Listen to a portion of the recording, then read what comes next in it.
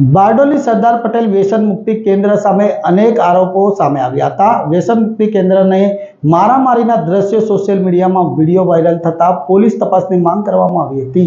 આ વિડીયો પ્રયાસ ફાઉન્ડેશન સંચાલિત સરદાર પટેલ વ્યસન મુક્તિ કેન્દ્રનો છે, જે બારડોલી ખાતે નાંદીદા ચોકડી પાસે આવી છે।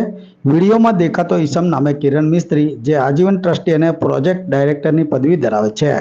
આ ટ્રસ્ટી પેશન્ટોને દારૂ પીને મારઝૂડ કરે છે। આ અગાઉ આ વ્યસન મુક્તિ કેન્દ્ર આસ્થા ગામે આવેલું હતું, ત્યાં પણ આ વ્યસન મુક્તિ કેન્દ્ર વિવાદમાં આવ્યું હતું અને કામરેજ પોલીસ સ્ટેશનમાં લોકોની વિરુદ્ધમાં ફરિયાદો દાખલ કરવામાં આવી છે। બારડોલી પોલીસ સ્ટેશનમાં વ્યસન મુક્તિ કેન્દ્રની વિરુદ્ધમાં અનેક ફરિયાદો છે। અગાઉ વ્યસન મુક્તિ કેન્દ્રમાં માર મારવાના કારણે મર્ડરના કેસો દાખલ થયેલા હતા, જ્યારે ટ્રસ્ટી વિકી જરીવાલા તેના પર પણ ભેસ્તાન પોલીસ સ્ટેશનમાં ગુનો દાખલ કરવામાં આવ્યો છે।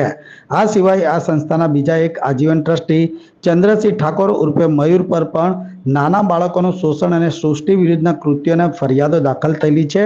ટૂંકમાં આ વ્યસન મુક્તિ કેન્દ્ર હંમેશા ચર્ચાના ચકડોળે રહે છે। ટ્રસ્ટીઓ ગુનાહિત માનસિકતાઓ ધરાવે છે।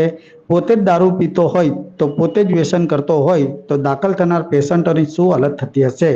હાલમાં સરદાર પટેલ વ્યસન મુક્તિ કેન્દ્રના અન્ય ટ્રસ્ટી વિકી જરીવાલા પર પણ ભેસ્તાન પોલીસ સ્ટેશનમાં ઉધનાના વીમા એજન્ટ ઉલ્હાસ પુંડલિક પહાડી સાથે પણ પૈસાની છેતરપિંડી કર્યાના બાબતે ગુનો દાખલ થયો છે। આ વ્યસન મુક્તિ કેન્દ્રમાં ગુનાહિત માનસિકતા ધરાવતા હોય અને ગુનાહિત પ્રવૃત્તિ સાથે સંકળાયેલા લોકો સાથે ભવિષ્યમાં કોઈ મોટા ષડયંત્રને અંજામ આપે તે બાબતે કોઈ શંકાને સ્થાન નથી।